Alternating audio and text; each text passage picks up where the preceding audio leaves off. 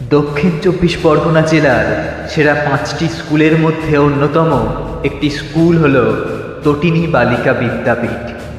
চারিদিকে যখন প্রতিবাদের ঝড় বইছে আরজি করের নির্মম ঘটনার জন্য, ডাক্তার থেকে শুরু করে নামি দামি শিল্পী থেকে শুরু করে সাধারণ মানুষ পর্যন্ত সবাই হাতে হাত মিলিয়ে প্রতিবাদ করছে, আরজি করের ঘটনার বিচার চাইছে, ঠিক সেই সময়ে একটি মহৎ উদ্যোগ নিয়ে এগিয়ে এসে প্রতিবাদে সামিল হয় এই স্কুল।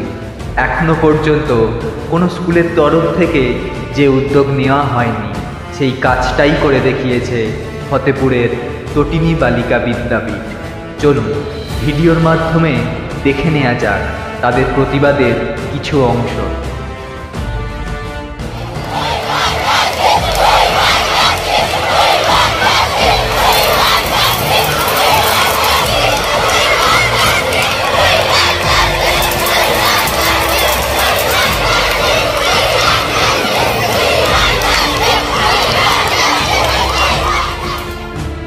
গতকাল অর্থাৎ ২০শে আগস্ট ডায়মন্ড হারবার রোড অবরোধ করে তাদের প্রতিবাদী মনোভাবের বিকাশ ঘটায় এই স্কুলের শিক্ষার্থীরা।